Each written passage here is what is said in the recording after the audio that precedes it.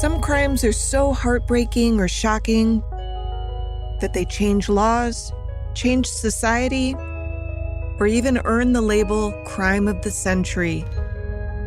But the stories that made headlines in decades past aren't necessarily remembered today. I'm Amber Hunt, a journalist and author, and in each episode of this show, I'll examine a case that's maybe lesser known today, but was huge when it happened.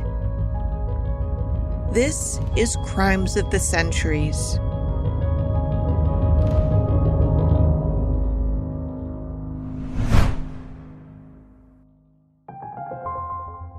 When George Moran pulled up to the garage on North Clark Street, he spotted an unwelcome but not altogether unexpected sight.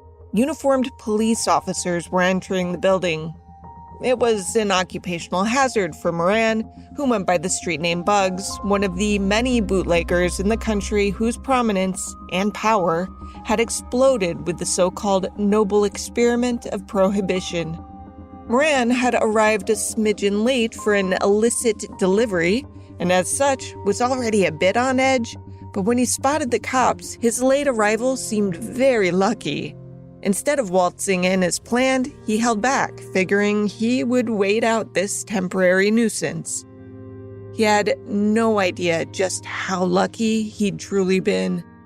Within minutes, every one of Moran's 7 men inside was slaughtered with a spray of bullets from Tommy guns. Those officers Moran had seen were really rival gang members in disguise, and the hit they carried out on February 14th, 1929, dubbed the St. Valentine's Day Massacre by an insatiable press, not only became one of the most infamous crimes of the Prohibition era, but it came to mark the beginning of the end for some of the most powerful criminals in American history. It also triggered the creation of America's first ever crime laboratory, ushering in a new era of high-tech crime fighting.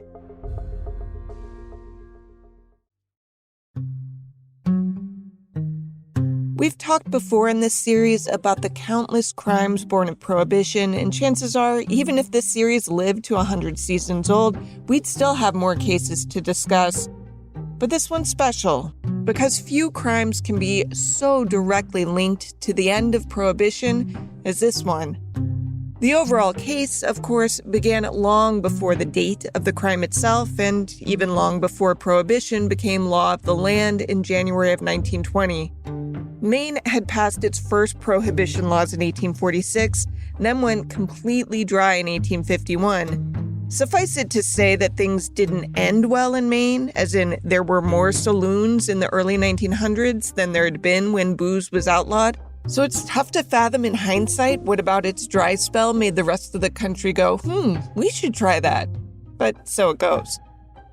Prohibition did not curb booze consumption, just the legal sale of alcohol.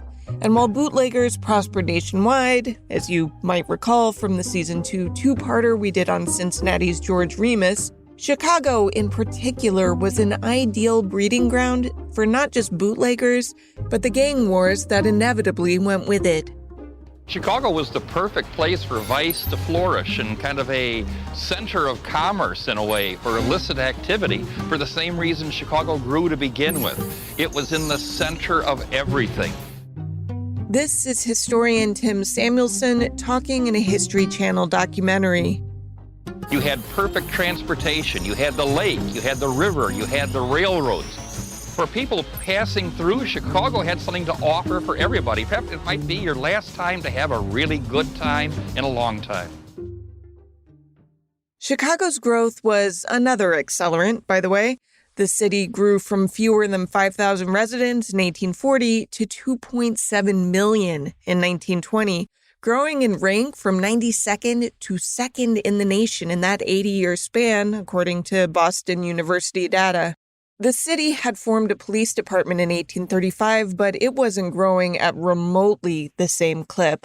In 1925, voters approved a referendum to raise $2.5 million in bonds to build a new central police station to help combat the influx of violence seen in the streets, but it took 3 years for that building to open on South State Street. Meanwhile, being a Chicago officer was an incredibly dangerous job. According to ChicagoPolice.org, more than 40% of the nearly 600 Chicago officers ever killed in the line of duty died between 1920 and 1939. Those who weren't at risk of being killed on the job were likely on the take. George Bugs Moran was a bootlegger and gangster who'd grown up as a childhood friend of a guy named Dion O'Banion, who in the first part of the 1920s led the North Side Gang, an Irish-Polish mob that controlled most of the booze in the city. O'Banion ran a flower shop as a front for his booze smuggling operation.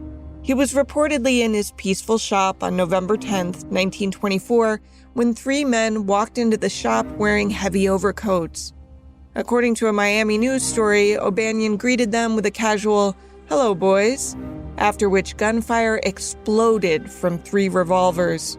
As the story said, quote, "The workers in the flower shop ran out to see the three men rushing through the door into the street. They turned to the corner and saw Dion O'Banion lying in the bed of roses where he had plunged, with 3 bullet wounds in his dead body, leaving a wide, dark stain on the floor." End quote. No one was arrested for the crime, but O'Banion's buddies didn't want an arrest anyway. They wanted blood. They believed that another gang, eventually known as the Chicago Outfit, was responsible. That gang was headed by Al Capone, who got the nickname Scarface after being razored from ear to mouth for hitting on the wrong guy's sister. Bugs Moran, whose day job was as a grocer, and Earl Weiss, a petty criminal nicknamed Jaime, took over the North Side Gang after their friend's untimely retirement, and a full-blown war was afoot between Moran and Weiss's North Side Gang and Capone's South Side Outfit. The North Siders believed that O'Banion was killed by John Scalise, an outfit member. With Moran and Weiss at the helm, the violence kept escalating. On September 20th, 1926, as Al Capone and his entourage ate lunch at the Hawthorne Hotel, a motorcade of 10 vehicles, the occupants armed with Thompson submachine guns fired hundreds of rounds into the building. Amazingly, no one died, but Capone's folk were sure that the North Side Gang was responsible, and so the next month, Jaime Weiss was gunned down on the street at age 28, leaving Moran alone to run the North Side. Surprisingly, this didn't quell the violence either.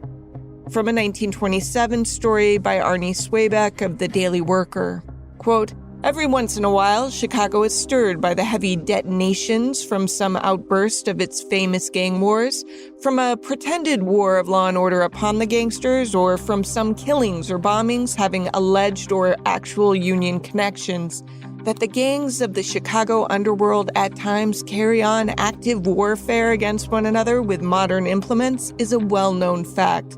When the forces of law and order herald a new war upon the gangsters, it may safely be assumed in advance that some crooked politicians are either trying to put over a deal or else merely making a pretense of the legal machinery existing to suppress lawless elements." End quote.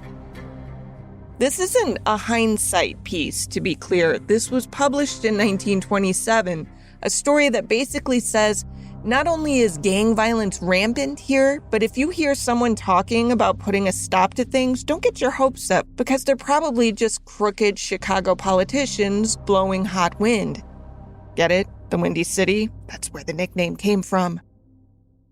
Anyway, from time to time, there were talks of alliances or at least temporary truces between Moran's gang and the outfit.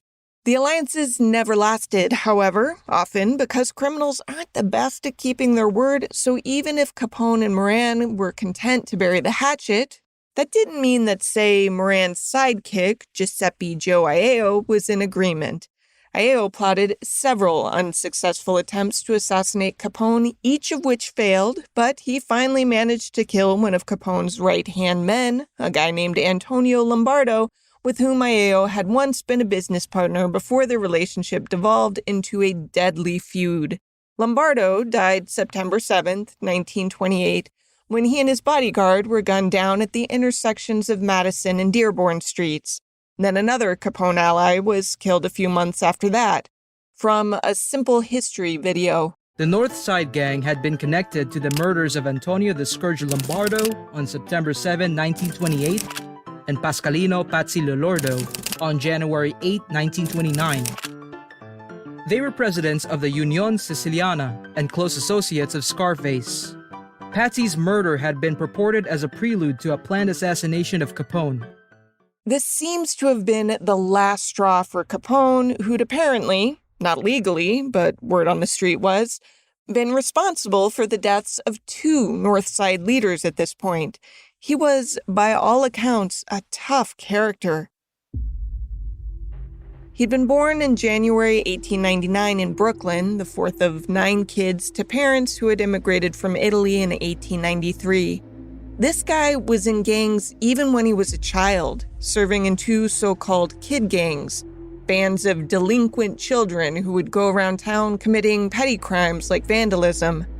Capone dropped out of school at 14 years old after he hit a teacher. In fairness, she was hitting him first for being rude, but teachers were allowed to do that back then, and kids weren't supposed to hit back. Capone got expelled. At age 16, he was a member of the James Street Boys, run by a guy named Johnny Torrio, who would become Capone's mentor. Now, there are too many different gangs to keep all the names straight, but the important thing to understand is that Capone was loyal to Torrio to such an extent that he, Capone, moved with his wife and young child from New York to Chicago in 1919 to work for Torrio and possibly even assassinated Torrio's boss, Big Jim Colosimo, to pave the way for Torrio to take over. Weiss and Moran shot Torrio in 1925 in a failed assassination attempt, but while the murder failed, the whole ordeal helped land Torrio in prison, and it was during that prison stint that Torrio handed the reins of the outfit to Capone. And then, of course, Capone killed Weiss, probably at least in part for trying to kill Torrio. I mention all of this because the tit-for-tat between these gangs was wild. It's exhausting to research, honestly. This was why they sometimes flirted with truces that just never stuck. Finally, after Moran's murders of the Scourge and Patsy, Capone was apparently like, that's it, kill that guy, kill his gang, I'm done with this, period. And come February 1929, Capone's guys were ready to do just that. As the Moran-Capone war dragged on month after month, it's hard to fully explain just how useless the police were in Chicago. Sure, they conducted occasional raids and made some arrests here and there, but they were no real threat to the city's gangs. Generally, the police looked the other way so long as any violence committed was against other gang members. If it didn't spill into the neighborhoods, the cops really didn't care. That's why the gang leaders didn't even bother to hide. Pretty much everyone in Chicago knew that if they wanted to find Capone, he was probably at the Metropole Hotel where, as the History Channel put it, liquor flowed, prostitutes came and went. There was gambling around the clock. The Metropole, which has since been demolished, was a stunning building at the corner of 23rd Street and Michigan Boulevard, built in 1891 to cater to the rich and famous. Capone made his home on the 4th floor. This was so well known that in July of 1928, a Wire story ran called How Scarface Al Capone Puts in Daily Hours. One of the subheads, Account of Day with Man Living in Constant Fear of Assassination. The story not only spelled out that he lived at Metropole, but it damn near gave his daily itinerary, saying, quote, 6 days out of 7, Capone is back in the Metropole before dark, end quote. It really was a very highly visible location. Everyone knew he was here. This is Vula Saradakis, a curator at the Museum of Science and Industry in Chicago, speaking in that History Channel documentary. And it really was a gutsy move on his part, because it was like he was announcing to everyone, here I am, and what are you going to do about it? Moran's whereabouts weren't as highly publicized in that I couldn't find a Wire story alerting the world to them, but they also weren't some well-kept secret. Capone knew that Moran regularly used a garage on Clark Street as a hangout. Capone's men rented some rooms in a nearby building that gave them clear views of who was coming and going from that hangout. Now, there are some aspects of this case that have never been fully pinned down, and one of those matters is what precisely Moran's men were doing at the garage in early February 1929. As Lance Geiger, the history guy on YouTube, says, "There are various stories as for why these men were meeting, with the most common being that they'd been offered a load of bootleg beer at a good price. That was likely a setup." Whatever the reason, on Valentine's Day, Capone's spies watched until they thought all of Moran's men, and surely Moran himself, were inside the building. But it so happened that Moran wasn't there yet. He was running a little late. One of his allies, though, who happened to be his brother-in-law, looked a lot like him, so it's long been speculated that Capone's men mistakenly thought he was inside the garage, too. Anyway, the plan involved 4 hitmen. 2 came disguised as police officers and pretended to be conducting a raid. Moran, arriving late and spotting those 2 in uniform, wisely stayed behind, but wasn't all that worried because he had enough cops on the take that he probably thought he'd be able to make any charges go away with an easy bribe or 2. That's how these raids usually worked. But the fake officers were a decoy to lull Moran's men into thinking this was just another raid. Meanwhile, 2 more of Capone's men came, these 2 dressed in more traditional mobster garb, wearing suits and ties and stuff, through the garage's front door on Clark Street. They trailed the fake officers, whose main job was to act like this was just another raid, no big deal, let's get this over with. Moran had 7 men inside, and each one readily gave up their weapons to the bogus cops. As soon as they were unarmed, the fake police lined them up against a brick wall, their backs to the officers. The other 2 hitmen entered, sprayed the men standing against the wall with 2 Tommy guns, and killed several of the men instantly. Then the fake officers marched the 2 other hitmen outside as though those 2 were under arrest. It really was a clever ruse overall. These raids were common enough that the Moran guys weren't suspicious. They happily handed over their weapons to their executioners. And common enough that people in the neighborhood didn't think much about it when cops drove away with what appeared to be 2 arrested gang members. After a few minutes, though, it so happened that someone peeked inside the garage, saw the bloodied bodies of 7 men on the garage floor, and called the police. Only 1 man survived long enough to answer any questions. From Simple History. The sole survivor of the massacre, Frank Gusenberg, a Moran gang enforcer, lay dying in hospital from 14 bullet wounds. When questioned about who did it, he replied, "No one shot me," keeping the code of silence. Within a few hours, Frank was dead. He was the last of the 7 to die, joining his enforcer brother, Pete Gusenberg, as well as Adam Heyer, John May, Al Weinshank, and James Clark. Those were known Moran associates. James Clark, who was also known as Albert Ketchlek, was in fact Moran's second-in-command and the brother-in-law I mentioned earlier. The 7th victim was an associate named Dr. Reinhard H. Schwimmer, an optician turned gambler.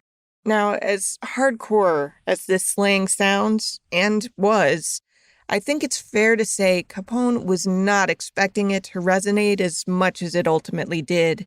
He knew, of course, that police would want to solve it, which is presumably why he was nowhere near Chicago when it happened.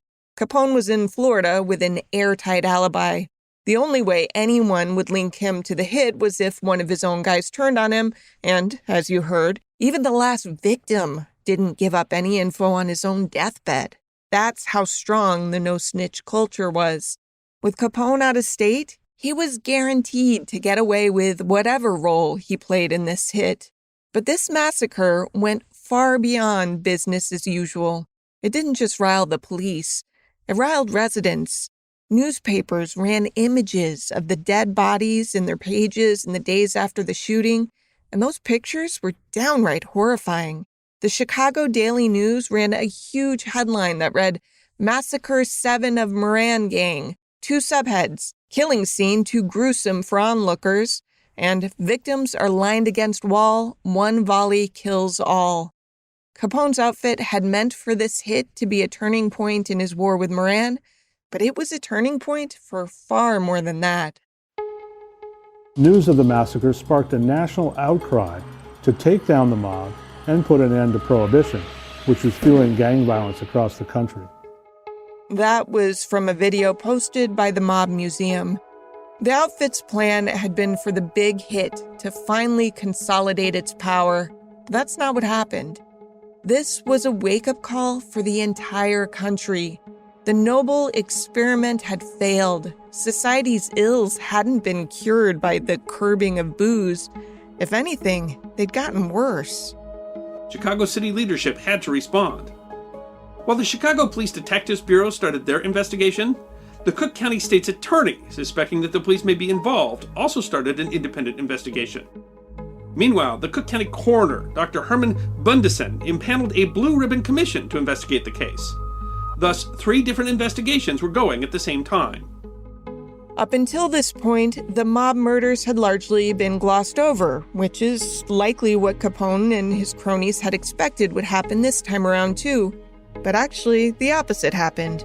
This attack was so brazen and shocking that the pressure to solve it was unlike anything Chicago police had seen before, especially because the use of the uniformed decoy cops had implicated the police force itself, and the fact that some people found that feasible spoke to just how terrible the Chicago PD's reputation was. The department either had to stop the mob or accept defeat.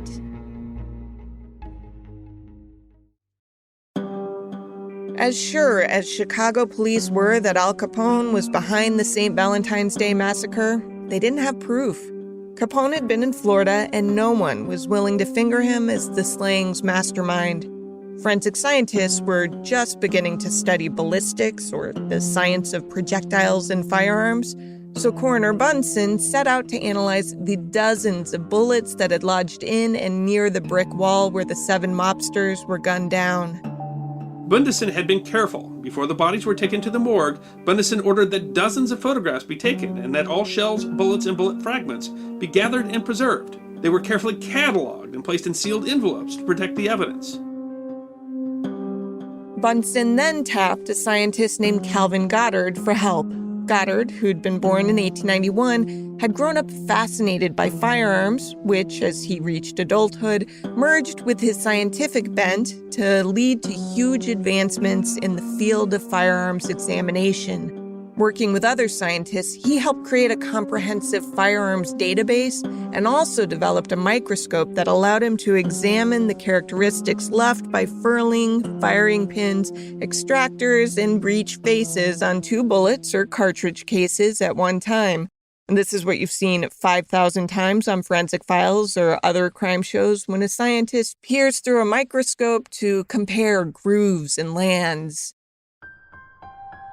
Goddard had recently made headlines for forming the Bureau of Forensic Ballistics, which, in 1926, had been tapped by the state of Massachusetts to review an appeal from 2 murder convicts.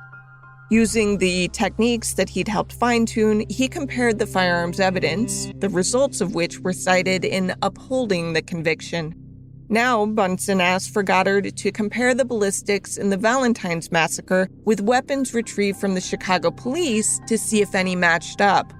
Goddard said none did, which went a long way in at least assuring the public that officers had been impersonated, not actually involved, in the shooting. Suspicion early on was split between 2 gangs. Capone's, of course, because of its bloody history with the Moran Gang, and also another gang out of Detroit known as the Purple Gang, which will sooner than later be featured in its own episode. That gang was Detroit's most notorious organized crime operation in the 1920s and 30s. It was made up of immigrants from an area on the Lower East Side known as Little Jerusalem. Like the Chicago gangs, the Purples dabbled in the resale of smuggled alcohol.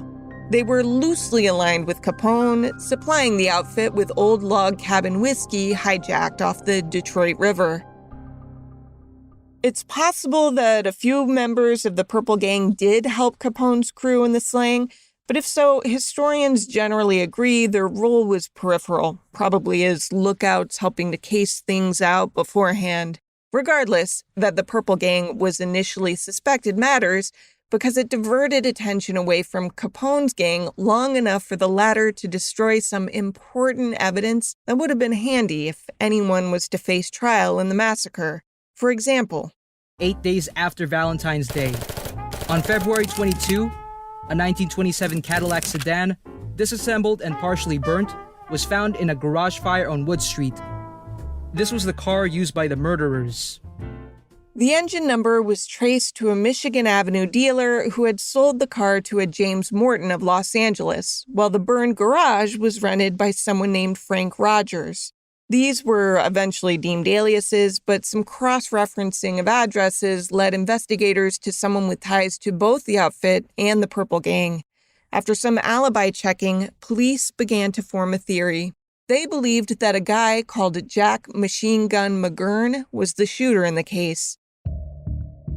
Born Vincenzo Gibaldi, the Italian immigrant took on the name McGurn as a young boxer in Chicago because fighters with Irish names got better odds in matches. Standing about 5'2", he was a featherweight, described as pale-faced with black eyes. He was rough and shrewd and got into enough scrapes that his strength suffered, so he shifted from making money in the ring to working as a hired man on the streets. One of the first times I found him mentioned in connection with the Valentine's massacre was in a story that ran days after the shooting when he was misidentified as Dan McGurn, and a wire story calling him a person of interest that police wanted to question. Other newspapers not only got his name right, but ran his photo on the front page under the words, "Stop this man." Police's theory was that McGurn had started planning the hit weeks in advance, taking his time to go through the details. He knew that Moran's men, the Gusenberg brothers especially, would never give up their weapons if they thought they were in danger, which is what sparked the idea of disguising some of the hitmen in police uniforms and lining them against the wall like they were about to be patted down for any more weapons. That was standard procedure for cops, after all. Police believe that the day before the shooting, McGurn had a local booze hijacker contact Bugs Moran saying he had a shipment of Old Log Cabin whiskey, the same brand the Purple Gang peddled, for the low price of $57 per case. After the massacre, Chicago police asked for federal intervention in the hijacking and gang warfare, but the White House declined to get involved unless state officials, not just city ones, asked for help, jurisdiction and all. Nearly 2 weeks after the slayings, McGurn was finally arrested and charged with the murders, prompting newspapers to declare the ordeal officially solved. A state's attorney representative told the Associated Press that there was no question about it, the crime was solved, McGurn had been viewed by witnesses who declared he was one of the killers. That rep, David Stansbury, also said, quote, "I also know the motive and have known it for 2 days," end quote. Good for him. But self-assured quotes in the newspapers be damned, McGurn had an alibi up his sleeve. Her name was Louise Rolfe, and she vouched that McGurn was with her all day Valentine's Day and thus couldn't have been among the killers. She was a sassy, well-dressed flapper who would go down in history as McGurn's, quote, baby blonde alibi. Over the years, some 22 people would be arrested in connection with the massacre, but none would face trial.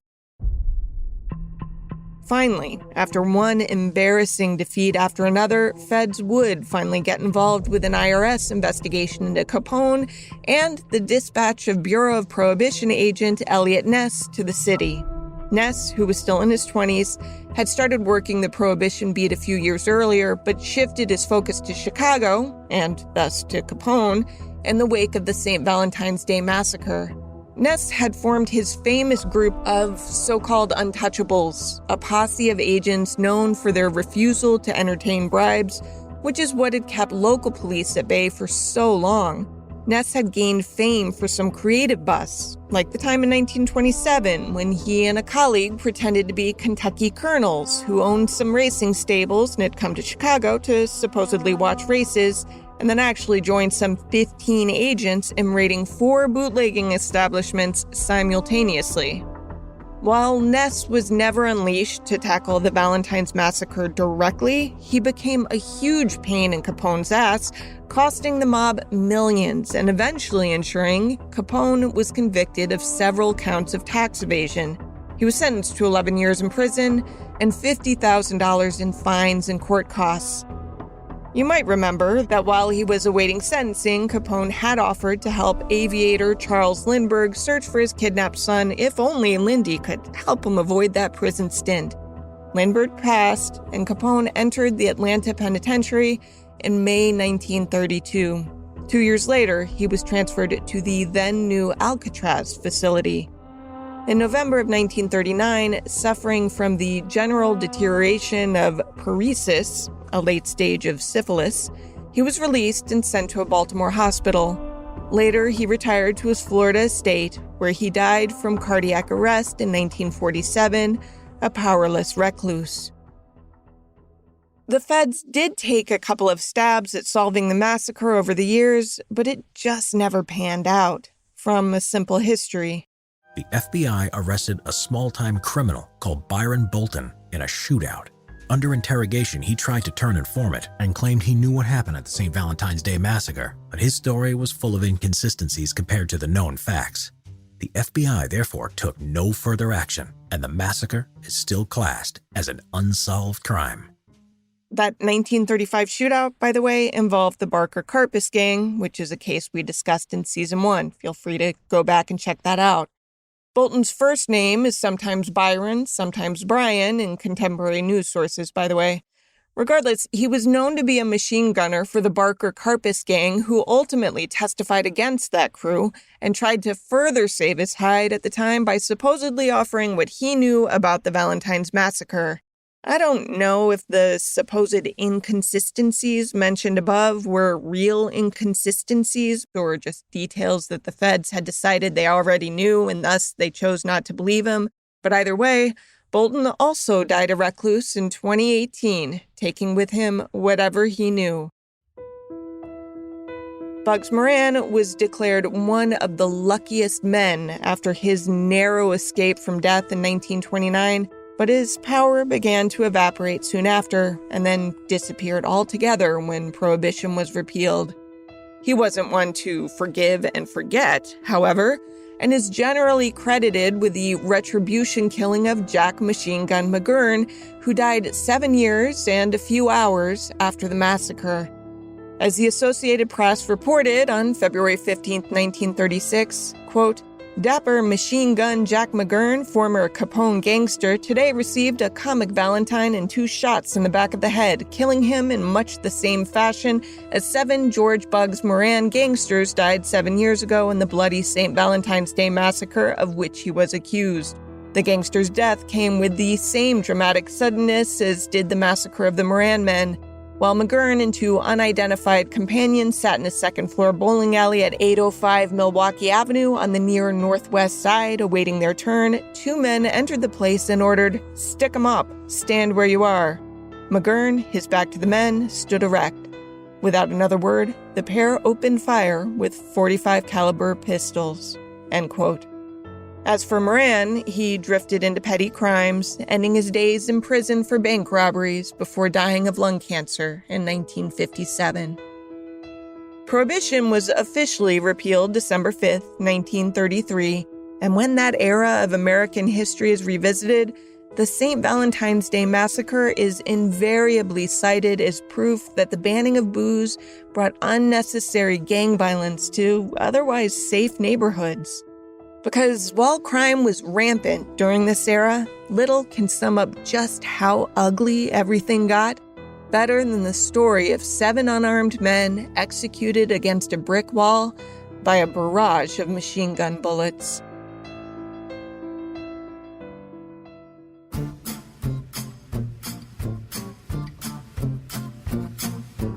To research this story, I got help from Amanda Rossman, whose name you'll hear more often. My former reporting partner on my firstborn podcast, Accused, is going to help me flesh out these stories for Crimes of the Centuries, so everyone give a hearty hello to Amanda. Hi, Amanda!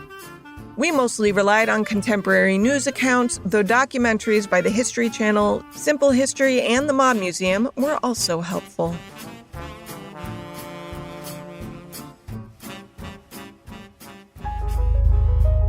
Crimes of the Centuries is a production of the Obsessed Network. To learn more about its shows, go to obsessednetwork.com. This episode was written by me, Amber Hunt, and produced by Jennifer Swatek. Steve Tipton edited the script. Original music is by Bruce Hunt and Andrew Higley. Other music comes from Blue Dot Sessions and Universal Music Productions. If you like us, help us out by rating and reviewing us on Apple Podcasts. For more information or to recommend a case, go to centuriespod.com. On Instagram and Twitter, we're at CenturiesPod, and check out our Crimes of the Centuries podcast Facebook page.